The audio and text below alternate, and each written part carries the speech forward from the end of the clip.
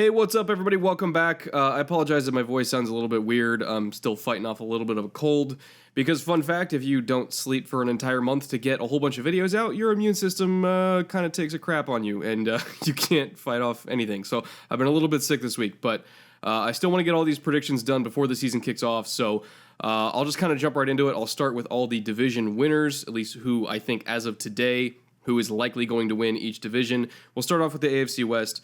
And keep in mind, I picked all these winners not just kind of arbitrarily, but I went through all of their schedules, and I literally did wins and losses versus every single team. And that kind of comes into it later when I talk about playoff seeding, tiebreakers, and all that kind of stuff. There's a lot of teams with similar records, so I had to predict literally every single game so I could figure out who won the tiebreakers and all that. But anyway, let's start it off with the AFC West. I do think the Chargers are going to win this division. I'm not alone on that. I think they're probably the most popular pick to win the division. And it's as long as they're healthy, I think they honestly are one of the best teams in the AFC, possibly one of the best teams in the NFL. I know it's kind of a weird thing to talk about the Chargers being healthy because they're never healthy, but I mean, they are loaded on offense and defense.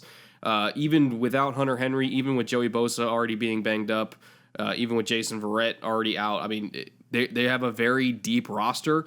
And again, as long as they can just stay off the trainer's table, I think they have a very legitimate shot to get a playoff bye come January, because they are a very, very, very good, well-coached, talented team. Second in the division, I do have the Broncos. I think they'll probably finish somewhere between 7-9 and 9-7. 8-8 is obviously splitting the difference. That's what I had them on their record. I do think they're going to be a more defense-oriented team. I know people are maybe expecting a little bit more fireworks on offense with Case Keenum than with Trevor Siemian last year, but I mean, if you watch any of the FDLU stuff, I don't feel like Case Keenum is the answer at quarterback. I think he's okay. I don't think he's great. So while the offense may be a little bit more bearable than it was last year, I don't necessarily think it's going to be a playoff caliber offense. It's definitely a playoff caliber defense. But I think they are a franchise quarterback away from being legitimate contenders again. I love their draft class. I feel like they brought in a ton of talent with Chubb and Sutton, and you know, like it was a very, very, very good draft class. But they didn't take a quarterback, which was my main problem with their draft, because Josh Rosen was just sitting there.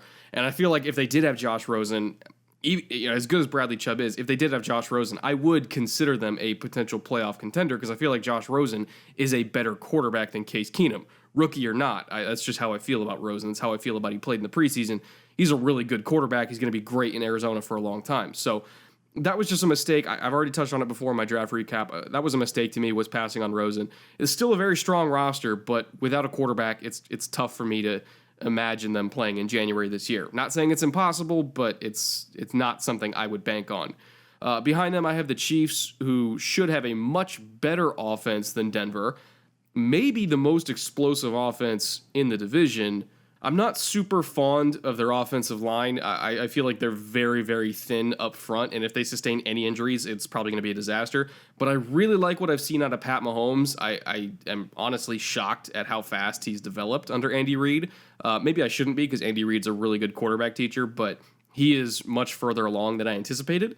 And of course, he does have some very good weapons with Kareem Hunt and Travis Kelce and Tyreek Hill. And I mean, I guess Sammy Watkins being your fourth option isn't the worst thing in the world. So explosive offense, yes. Defense, no. They have an atrocious defense, even with Eric Berry coming back. I don't think Berry is enough to rescue this squad from itself. They could not stop a nosebleed in the preseason. It was their starting unit going up against, I think, the Chicago backups, the Chicago second string, and they got torn up, let alone what the starters would have done to them. It was pretty embarrassing. They cannot stop the run at all. And their best corner is Kendall Fuller, who, while a good corner, I would not put him in like the elite number one corner category. I don't even think I would put him in the tier below that. He's a good corner, and that's about it. But the fact is, he's their only good corner. They don't have anybody else besides him, so you could just throw it to literally anywhere else on the field, and you're going to get yards. So I am not enthusiastic about this defense whatsoever, and I feel like ultimately that is going to be what holds this team back from the playoffs. And then rounding out this division, I got the Raiders coming in last. I honestly don't know what the plan has been. I feel like trading away Khalil Mack was a disastrous error, and I know there's been some speculation that they actually cannot afford his contract. Because keep in mind, you have to put all of that guaranteed money in escrow. So it's been speculated that Mark Davis literally doesn't have the $90 million necessary to put into escrow, which I would understand that. But it would help if he just came out and said it. As embarrassing as that is, at least it would give an explanation of why they didn't pay Khalil Mack. Not that they didn't want to, but if they literally couldn't pay him, I would understand that. If it comes out that they could afford him, but they just chose not to, that is a monstrous mistake to me. Because the whole point of investing a top 5 draft pick in a player is to get somebody like Khalil Mack. And when you get them, you don't let them go. It just all seems so pointless to me. And it's like, oh, those picks could turn into 2 Khalil Macks. And I would say, or they can be 2 Corey Kollmans. You don't know what they're going to be. For all you know, the Bears are going to win the Super Bowl and they're going to be the 32nd pick in the first round. What good does that do you? So it's just a mind-boggling trade to me. I hate that move. I hate the Colton Miller pick in the first round. Like a lot of everything the Raiders have done this offseason, I vehemently disagree with. So I do think they're going to come in last in the division. I feel like I like some of the veteran signings they made. Like I felt like Jordy Nelson was a good signing, but all the bad moves they've made this offseason heavily outweigh all the good moves they've made, and ultimately I think the team is going backwards. So I do expect them to finish 4th, and I feel like when we're doing this next year, I might still have them finishing 4th. Like this is not a roster that's on the cusp to me. It's anything but on the cusp, and it's very, very worrisome, and I hope they know what they're doing, but so far I'm not super enthusiastic that I think they are. But anyway, enough crapping on the Raiders. Let's move on to the AFC North, and I do feel like the Steelers are going to win this division again, but I also feel like they're not going to win it by as much as they did last year or maybe a couple years ago. I feel like the North as a whole is closer to Pittsburgh than they have been in previous years, specifically the Bengals.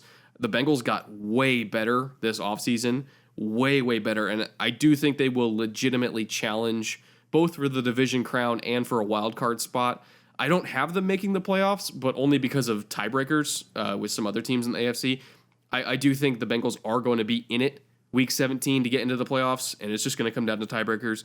So I know I'm kind of glossing over the Steelers here, but specifically talking about Cincinnati and the tiebreakers, all those teams that I have in the 9-7 territory, the 10-6 territory, you can pretty much consider them equal to me. So even though I have the Bengals missing the playoffs in favor of the Titans, and we'll get to that in a minute, even though I do have them missing the playoffs, I do think they are a good enough team to make the playoffs. So don't take that as gospel. They could very well be playing football in January, and I would not be surprised in the least if they are.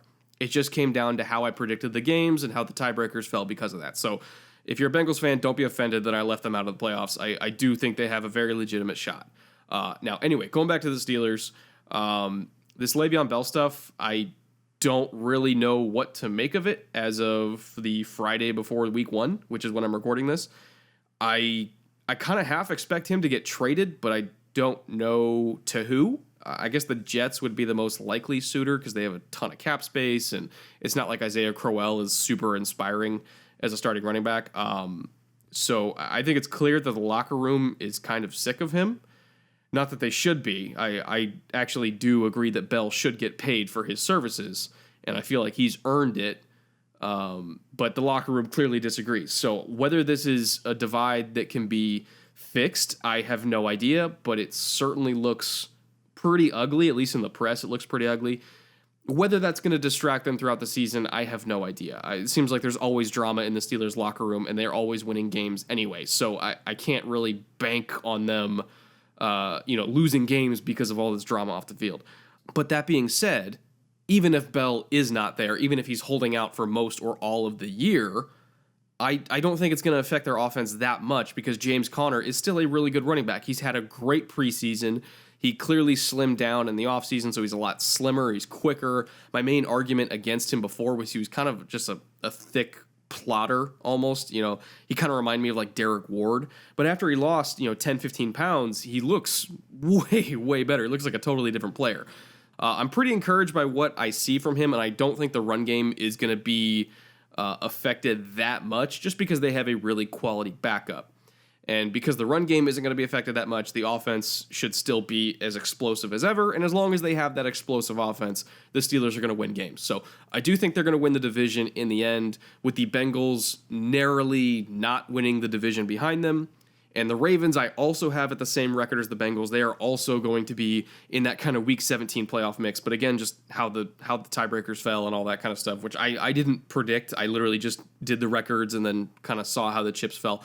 Just with how the tiebreakers were, they both missed the playoffs. So I think both of them have arguments to make it. I think the Ravens are in a better position to challenge for the playoffs, vastly better position than they were last year, or at least this time last year. They haven't been hit by their trademark injury bonanza yet, so hopefully they won't be, because when they are fully healthy, they're a really good team.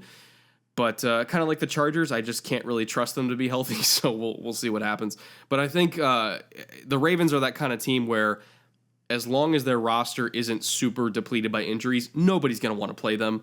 They're a really talented team, really good defense, and as much as we like to crap on Joe Flacco, he's not the worst quarterback in the world. And he certainly has a lot more weapons this year with Crabtree and Snead and John Brown. All their, the rookie tight end, Hayden Hurst, I liked a lot, even though, again, he's banged up too, knock on wood.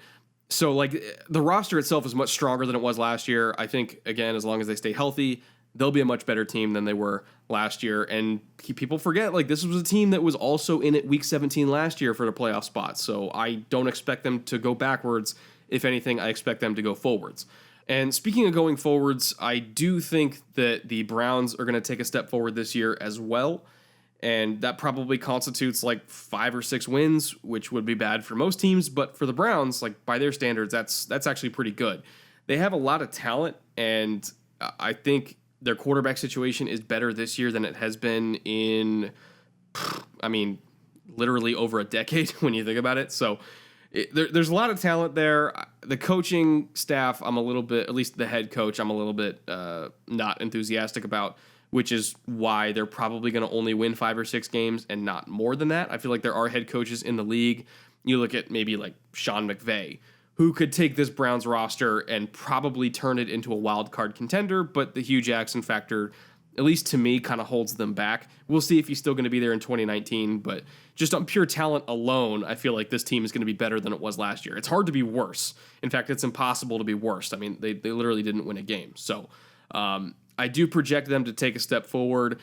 In terms of the Baker Mayfield, Tyrod Taylor thing, I don't know when Baker is going to start, but I'm 100% confident that he will start at some point, probably in the second half of the year, just to kind of see what he's got. I do like the pick.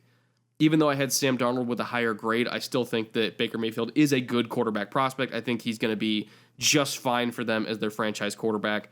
I think when we look back on this draft class, it's going to be like an Eli Manning versus Phillip Rivers thing, where there's really no wrong answer. They're both good quarterbacks. Rivers and Eli obviously have different accomplishments to their name, but they were both still worth the pick, which in the end, I feel like both Darnold and Baker, regardless of where they went in the draft, both of them will end up being worth the pick. So I'll kind of end my little spiel with that. Overall, Browns better, Ravens better, Bengals better, Steelers the same. Now, moving on to the AFC East, I do have the Patriots winning again, surprise, surprise, and I refuse to project anything else until they prove me wrong, because Tom Brady and Bill Belichick just continue to defy expectations every single year, and so it's impossible for me to not think they're going to win 11-plus games because they're the Patriots, and if this is the year it all comes crashing down, cool. But I'm not going to bet against them, at least not now. I don't know anybody that would reasonably bet against them. So even though the East as a division is better than it was last year, I still think the Pats are going to win it just because they're the Pats. Now, second and third is where it gets interesting. I think the Jets are also going to be kind of a sneaky 8-8, 9-7 kind of wild card team. They definitely defied expectations last year. There's a lot of people that thought they were going to be in the running for the first overall pick. They won more games than people expected because they've got a really good coaching staff, and even though they might not have the star power of some other teams, they've got a really solid group of guys. It's really not as bad a roster as people think. They have some problems, yes, like offensive line depth and all that kind of stuff, and edge rusher. They don't really have a marquee edge rusher, but it's really not a bad roster, and especially with the pickup of Sam Darnold, I think he is going to take this offense to places that they have not been in a long time. So I'm actually kind of higher on the Jets than a lot of people, and again, I don't think they're going to end up in the playoffs, but I do think they're going to threaten for the playoffs, and I think they're going to be in the mix in December, and then by week 16 or 17, it's going to be kind of put up or shut up time. I don't think they're going to make it, but they are definitely going to be close, and I don't think people are going to enjoy playing against them this year because they're a much beefier team and a much tougher team than people expect. I truly do believe that. And the Dolphins, I think, are kind of a same kind of thing. I think the Dolphins are probably going to win somewhere around 5 to 7 games. Split the difference. I had them at 6-10, just for the sake of putting that out there. But I don't think that even though if they are going to lose 10 games, I'm not saying it's 100% that they will lose 10 games, but in all of the 10 losses that I thought they were going to have, I didn't really expect that they were going to get blown out in any of those losses, So even if they don't win a lot, I don't think they're going to be a bad team. It's going to be one of those lose most of your games by 7 points or less, and they're going to be in every single game, kind of like the Jets were last year, to be honest. The Jets were in every game last year. They just they lost some really close ones. They won some really close ones, and that's probably going to be Miami this year. Again, their roster is not as bad as people think. Their downfall is probably going to be interior run defense, which I think is going to lead to them not being able to stop people from closing them out in the fourth quarter, which then will lead to those close losses. And that was kind of what it came down to in the end. I was looking at their defensive tackle situation, and of course the tape I watched in the preseason where they could not stop the interior run. And I just kind of thought to myself, okay, if they're down a score in the fourth quarter, are they going to be able to put their defense on the field, get the ball back, and then put Ryan Tannehill in a position to win the game? And I don't think they are. I think that's their one missing piece to winning more games, is just being able to stop the run. So if they're down in the second half, that's going to be a problem for them. They really need to be either up big on someone or either in a shootout and just kind of force more passing situations, because I feel like their pass defense is going to be a lot better than their run defense. So maybe their wins are going to come down to game script, but that's just the big weakness to me. I think it's going to cost them probably at least 2 or 3 wins this year, if not more. But again, I don't think they're a bad team. They need to flush out a couple more things on their roster so they can take the next step. Now, moving on to the AFC South, I feel like the AFC South is the best division in the AFC. I have 3 teams from the South going to the playoffs: the Jags, Texans, and Titans. And again, it just came down to tiebreakers. The Bengals and Ravens, like I said before, are in a position to challenge for a playoff spot. The Jets are going to be able to challenge for a wild card spot. But just because of the tiebreaker situation, I have Houston and the Titans getting in over them as the 5 and 6 seeds, respectively. I think the Jags are going to win the division, but really not by much. Again, it's going to come down to tiebreakers. It's really anybody's to take here. Between Tennessee, Jacksonville, and Houston, I think all of them are going to finish within a game of each other. And so you could argue for any one of them to win the division. And because of that, I ultimately think all 3 of them are going to end up playing January football. It's going to come down to tiebreakers, obviously, because the North is strong as well, but I feel like the South is stronger. So the Colts I do have bringing up the rear, but they're not going to be a bad team either. They're probably going to steal a few games off of everybody else in the division. And just to kind of put into context, I had every single team in the South splitting with every other single team in the South. I think they're all going to go 3-3 in the division because they're all good teams. Well, the Colts are less good, obviously, but with Andrew Luck coming back, like Andrew Luck is a good enough quarterback when he's healthy that they could beat anybody. So it's not like the Colts are a pushover. So ultimately, I feel like the Jags and the Texans and the Titans, they all have kind of different formulas to win, but they're all going to be good. And in the end, we're probably going to see all of them in January. And hell, in terms of who actually wins the South, I wouldn't be surprised if it just came down to who stays healthy Injuries are probably going to determine the winner of this division because they're all equally capable of doing it. Now, moving on to the NFC side, let's again start with the West. And like most other people, I do have the Rams winning this division. I feel like they're the most complete team in the division between offense, defense, special teams. It's hard to find a weakness on this roster. And really the only thing that's going to prevent them from maybe having a home field advantage in the playoffs is just the fact that the NFC itself as a conference is incredibly stacked. All these division winners in the NFC are going to be taking games off of each other. So I wouldn't be surprised if the number one seed in the NFC is like an 11-5 team. I don't think we're going to see any 12-4, 13-3 like truly dominant powerhouse teams because they're all really damn good. So it kind of speaks to the parity of that conference right now. But anyway, back to the West. Again, I do have the Rams winning it to the most complete team. I have the 49ers coming in second, probably finish somewhere between 7-9 and 9-7.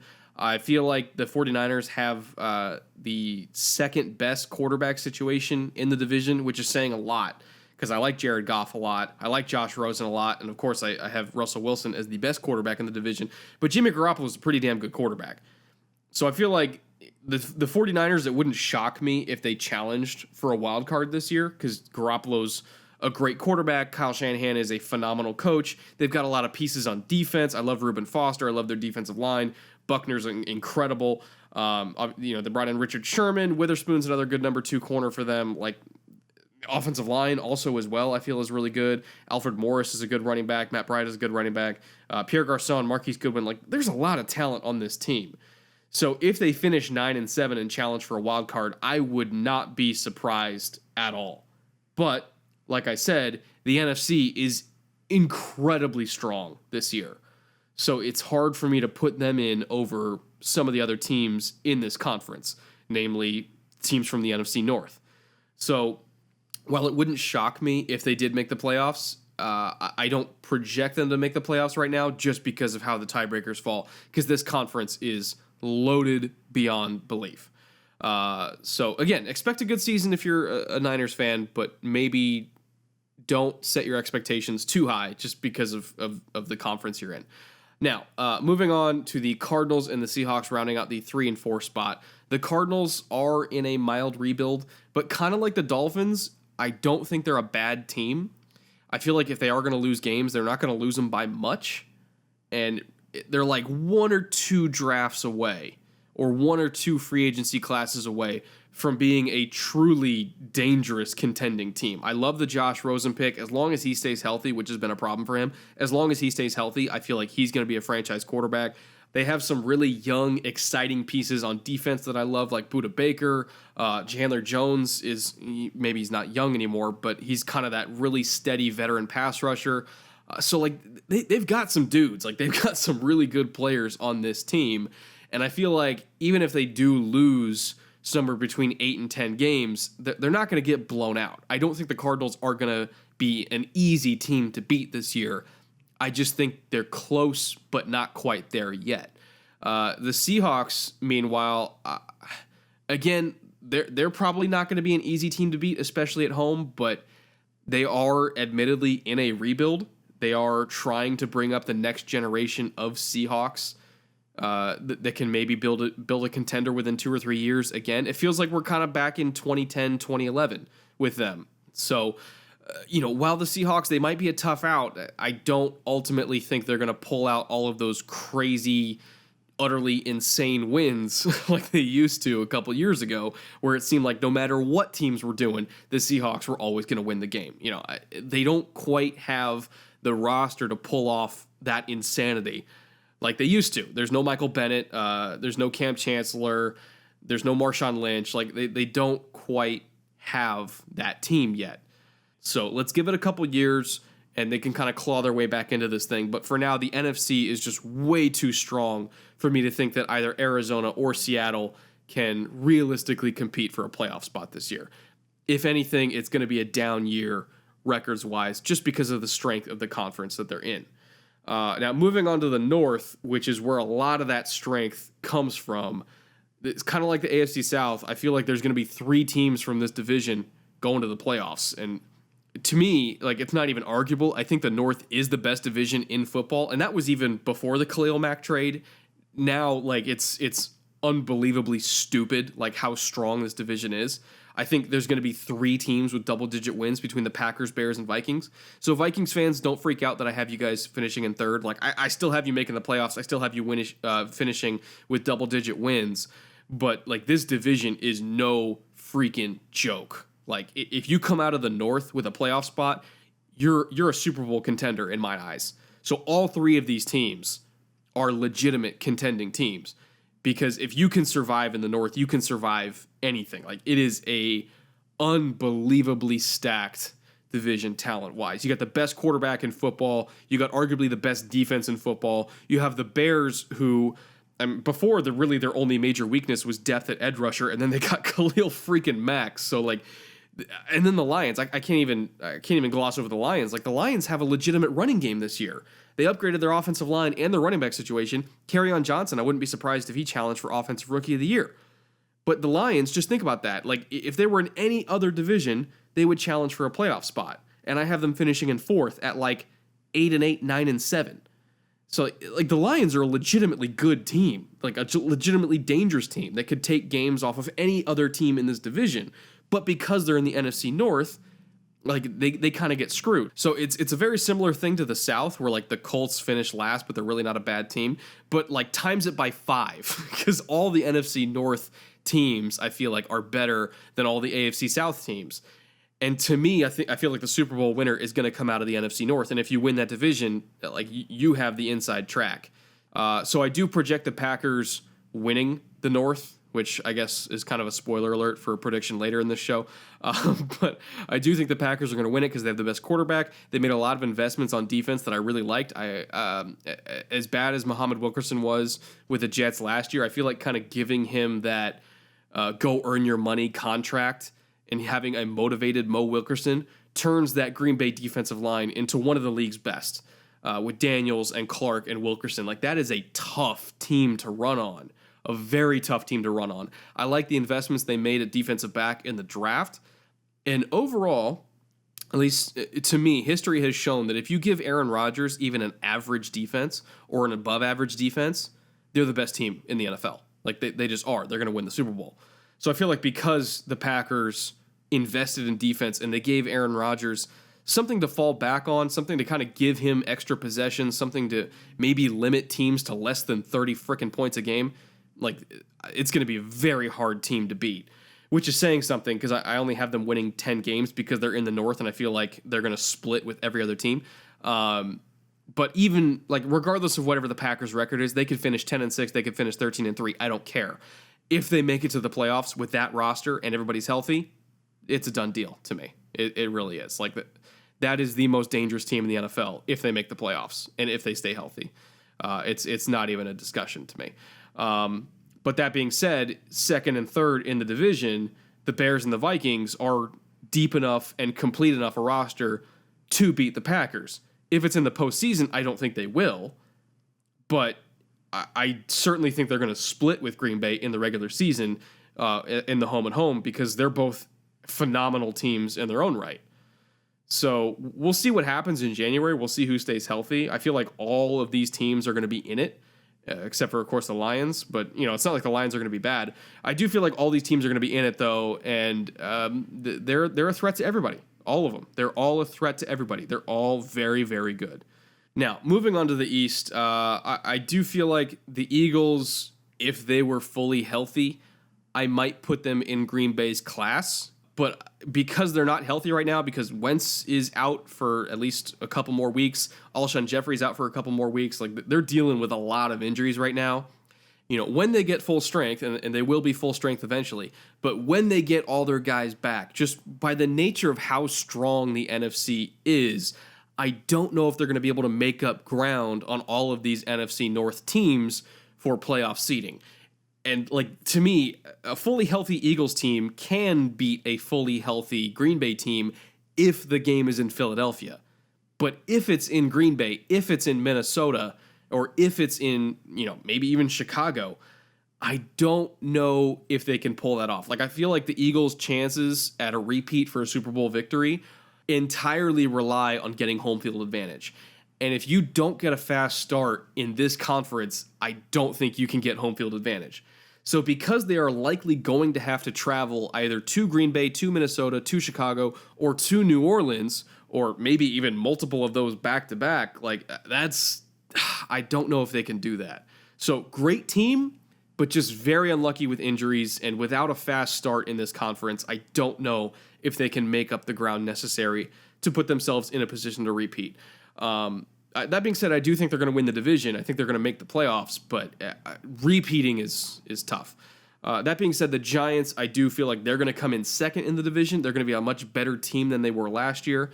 Maybe not make the playoffs, but I do think they are going to be a very much improved team. And just looking at the talent that they have on the defensive line, or even just the defense in general, as well as all their offensive skill position talent, like that's a legitimately dangerous team. I wouldn't be surprised if they take some games off of maybe some of the better teams in the conference, because that's just how the NFC works. But just because I think they're capable of beating all of those really, really strong potential 1 and 2 seed contenders in the NFC doesn't mean I think they're going to do it consistently enough to make the playoffs themselves. So while yes, they are a dangerous team, kind of a snake in the grass type of team, kind of like the 49ers, I don't think they're there yet. If they were in the AFC, sign me up. I think they're a wild card contender. In the NFC, maybe not so much. And kind of a similar story with the Cowboys than with the Giants. Good defense, really good defense, super underrated in terms of talent on all three levels, at corner, defensive line, linebacker. Like, they've got a lot of defensive talent, and they're going to be a much better defense than people expect. But they don't have the offensive skill position talent, at least at the receiver position and at the tight end position, that New York does. And in the end, I think that's going to be their downfall. And to be honest, I wouldn't be shocked if the Cowboys finish, at least in metrics and stats and all that kind of stuff, as the highest rated defense in the division, even above Philadelphia. And I think Philadelphia's defense is really good. But because they don't have the firepower of the other teams in this division, I don't particularly like them to win the whole thing. They're going to be a hard team to beat. Any team that can run the ball like they can and play defense like they can, they're going to be a tough out. But if it's a shootout kind of situation, or if it's a 2-minute drill situation where there's like 2:15 on the clock and you got to go from inside the 15-yard line and get a touchdown to win the game, if it's like one of those kind of low-scoring brawlers, I don't know if they can do that. You know, I like Michael Gallup as a draft pick. I don't necessarily think he's a number one wide receiver. I don't think they have any number one wide receiver. Actually, you could argue that their best passing game weapon is Ezekiel Elliott. He might be their best matchup on the field. So, they're another one of those teams where like the roster is fine, but it's not championship caliber. And it might be a kind of a mild rebuilding year where they're not an easy team to beat, but it might be a couple seasons or even just one really good draft away from being that super dangerous contending team. Never mind the fact that their offensive line is already banged up and they don't have Travis Frederick, and Zach Martin already got banged up. He's going to be back, obviously, but you don't like seeing your offensive lineman get injured before the season even started. So, again, they're not a bad team, but I don't think they're up to par with the rest of the division, let alone the rest of the conference. And now moving on to the Redskins, I mean, I don't know how many times I can repeat this. If they were in the AFC, they'd have a much better record. But because they're in the NFC, 5-11, 6-10 would not shock me. The injury to Darius Geis was devastating, and I'm not even a Redskins fan, but like I recognize how important he was to that offense. He's the most dynamic playmaker on that offense before he even took an NFL snap. Like he just was. Like he was absolutely a dynamic running back talent, and not having him for the entire regular season is really, really hard to stomach. I know they signed Adrian Peterson, and he looked actually pretty decent in his limited preseason action, but it's Geis is going to be tough to replace. He is. He's a truly dynamic workhorse running back, and he was the guy that I think they were going to rely on if they were truly going to contend for a division crown. It was going to be because of Geis. Like, the offense was going to run through him on every single down. I really honestly believe that. So not having him in the lineup really sucks. I like their defense. Not an elite defense. I don't think they're as good as the Cowboys, but I think their front seven is super underrated. Their defensive line specifically is nasty.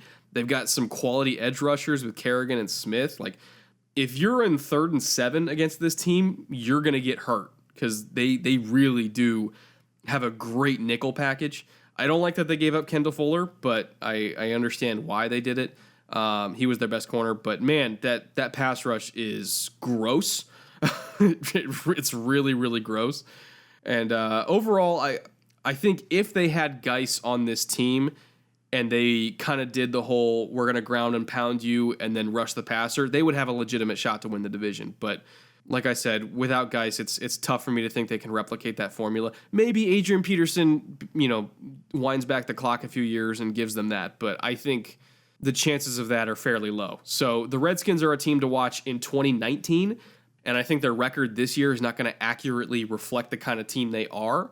I think they're much better than their record will be. But if you're a Skins fan, I'm just warning you: be prepared for your record this year, and know that it's not true. If that makes sense, just know you're a better team than you finish, and next year is going to be a lot better. I know it sucks that you kind of have to wait 12 months for that, but I legitimately think that next season is going to be pretty damn good for you guys. Now, moving on to the NFC South, and before the season started, I legitimately thought that the South was in contention with the North for the best division in football, but just looking at the Falcons' offense over the last 5 weeks, with training camp and preseason, and last night, I'm obviously recording this on Friday before week 1, so I already saw last night's game with Falcons and Eagles. Just looking at their offense last night, it's the same thing that we've been seeing for over a month now, which is the Falcons not being able to execute in the red zone, and for all their big chunk plays they can get with Julio Jones or Tevin Coleman, like if you can't convert that into touchdowns, you're screwed. So I don't think they can score. I don't think they can keep up with, Alvin Kamara and Drew Brees and Michael Thomas. I don't think they can keep up with Cam Newton and Christian McCaffrey and Greg Olsen. I don't think they can keep up with even Jameis Winston and Mike Evans and O.J. Howard. Like, for all the talent on that offense, they can't freaking score. And it's frustrating. I think this is going to be a very frustrating year for Falcons fans because that's a roster that should win between 11 and 13 games. And they're not going to. I think they're going to win 8 or 9 games because as good as their defensive coaching staff is, their offensive coaching staff just can't get it together. They really can't. And I don't know how much to blame last night's loss on Matt Ryan and how much to blame it on Steve Sarkisian. But, I mean, after 5 weeks of watching this crap, like, somebody's got to change. This is ridiculous. There is no way that a team this talented should be this bad. Or at least on offense. Defense, they were doing fine. But there's no way an offense that talented should be that bad.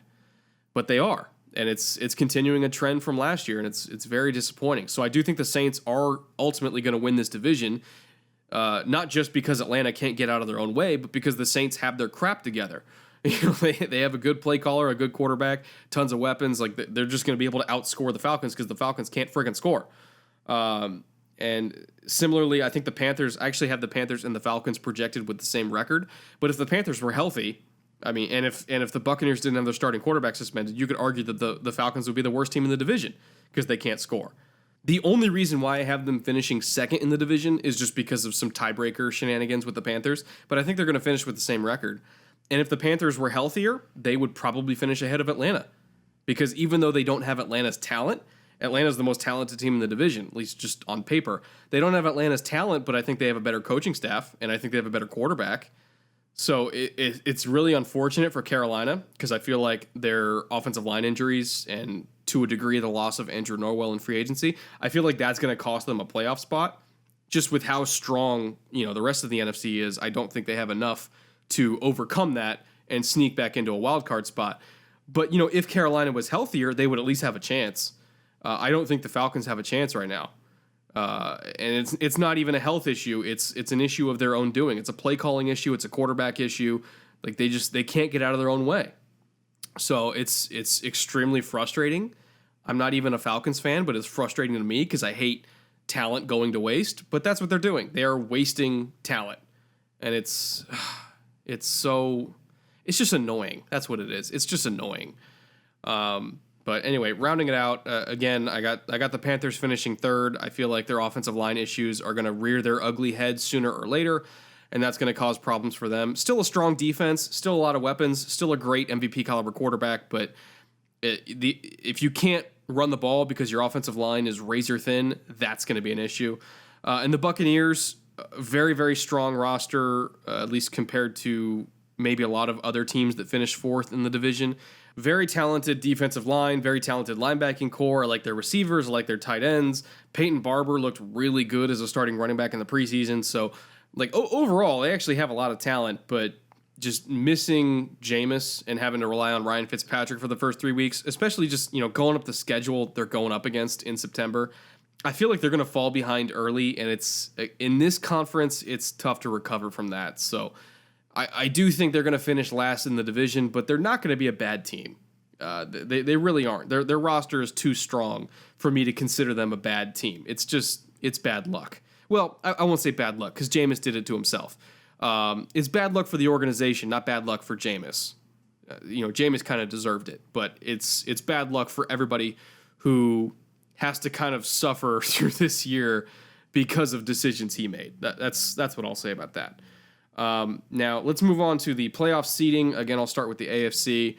I got the Patriots and the Chargers finishing at 1 and 2, so they would get their playoff byes. Then I got the Jags and Steelers finishing at 3 and 4, obviously because they won their divisions. And then I got the Texans and Titans at 5 and 6.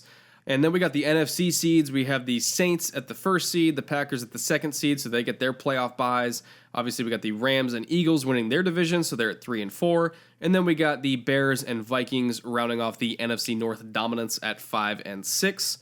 And in terms of predicting who's going to be emerging out of that, I mean, we have no idea. People can be injured, things can change. It's literally impossible to tell. I would be lying to you if I told you I knew who was going to be emerging out of here and winning what playoff game on the road against who. But like ultimately, I feel like it'll come down to the Texans and the Packers in the Super Bowl. So let's just kind of move it on over there. And I do feel like the Packers are going to win the Super Bowl. And I'll put the Texans up against them because I feel like the Texans are quietly the most dangerous team in the AFC. And I know people are going to call me a homer for saying that, but when you look at their offense last year with Deshaun Watson, you look at what they were able to do with him under center, and you look at their defense and their front seven, getting J.J. Watt back, Whitney Mercil's back, Jadeveon Clowney's healthy, with McKinney and Zach Cunningham and Tyrann Mathieu at safety and Kareem Jackson now playing a position that's better for him at safety. This is a very, very complete team. Very, very complete. And the only reason why I don't think they're going to get a playoff bye is simply because of the division they're in. The Patriots and the Chargers are in much easier divisions that I think they can steal wins from. I think they could very easily go 4 and 2 in the division, whereas the Texans are probably going to go 3 and 3 just because of how strong every team in the South is. So ultimately, I feel like the Texans, again, call me a homer if you want. I don't care. Ultimately, I think the Texans are the most complete team from top to bottom in the AFC South. And because of that, I think they have a chance against anybody. And just here's how I look at it. The Texans at their best, I would take against the Chargers at their best and the Steelers at their best and maybe even the Patriots at their best too. So if they play like we've seen them play, if like they could have very easily stolen games at Foxborough and at Seattle last year if Bill O'Brien just made one better play call to close out those games. And that was with Deshaun Watson in like his third and fourth game ever as a starter. And he almost took games in Seattle and in Foxborough. So like this is a really, really good team. And again, you can call me a homer if you want, but I would take Houston at their best against pretty much anybody.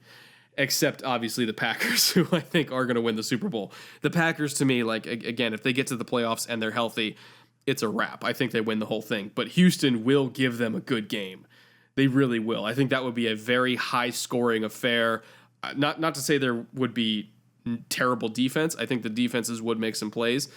But you put those two quarterbacks in the Super Bowl, and I'll tell you what, that's going to be a hell of a shootout. It really will.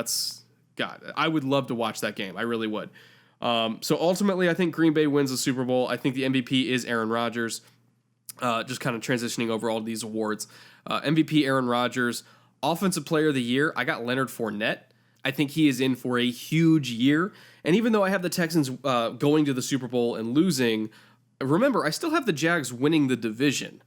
And I know people are going to say, oh, how could you have Houston moving on but not the Jags when they won the division? Like, again, I project them to have the same record. So it just came down to tiebreakers of who won the division. But I have them with the same record. And the reason why I have them with the same record is because of Leonard Fournette. He is the driving force of that team. And as good as their defense is, the reason why they're going to score is because of Leonard Fournette's dominance. He slimmed down a little bit this year. He's looked phenomenal in the preseason. Their offensive line is better.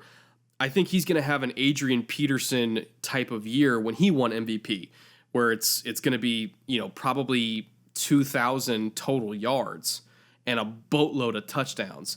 And he is going to be the reason why they make the playoffs and the reason why they potentially could make a deep playoff run. He is the engine of that team. So he's who I have for Offensive Player of the Year. At Defensive Player of the Year, I have Marshawn Lattimore, who is coming off an absolutely unbelievably historic performance as a rookie. He had one of the greatest years as a corner ever that I've seen. Ever that I've seen. And I think he's only going to get better in year two. I think he is going to throw his hat in the ring as not just the best corner in the NFL, but one of the probably 5 or 6 best defensive players in the NFL. He is a special talent, and as long as he stays healthy, he's got a history of some soft tissue injuries. As long as he stays healthy, I think he has an inside track to becoming the first corner to win Defensive Player of the Year in a very long time.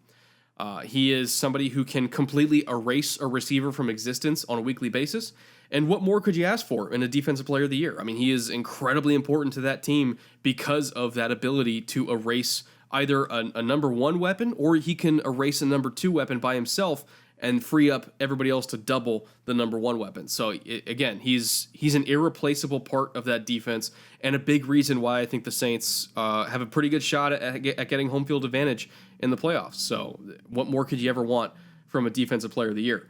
Now, in terms of the Rookies of the Year, I've got Sam Darnold winning Offensive Rookie of the Year. I just released my Film Room episode on Sam a couple days ago, so check that out if you want to kind of get a more in-depth explanation of why I think he's going to win Offensive Rookie of the Year, but I think he's going to be a special quarterback for the Jets, and I think he's going to be a big reason why they're in playoff contention by the end of the year. Maybe not make the playoffs, but definitely in contention. And again, Darnold is the main reason for that. He's really, really damn good. Now, for Defensive Rookie of the Year, can you imagine a better situation for Roquan Smith to be in? I talked before the draft about how he was kind of a scheme-specific linebacker, meaning he's really, he's kind of like a Telvin Smith kind of player where he really needs to be free and not taking on blocks at the point of attack. Just let him run and chase and use his instincts and be that dominant pursuit player in space. And when I look at the Chicago defense and how they built around him, he's got Akeem Hicks up front taking on blocks, Eddie Goldman taking on blocks, Khalil Mack requires double teams, especially if you want to run outside. Danny Trevathan's a good Mike linebacker for him. Just looking at the overall talent in the front seven, he's not going to be taking on blocks. He's going to be in a perfect situation to just run, chase, and make plays.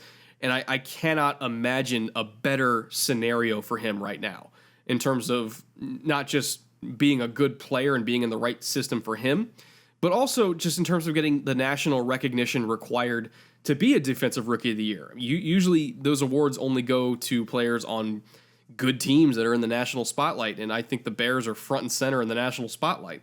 So all eyes are going to be on Roquan Smith, and I think just because of that and just looking at the situation that he's going to be in when those eyes are on him, he's at least my favorite to win this award right now, hands down.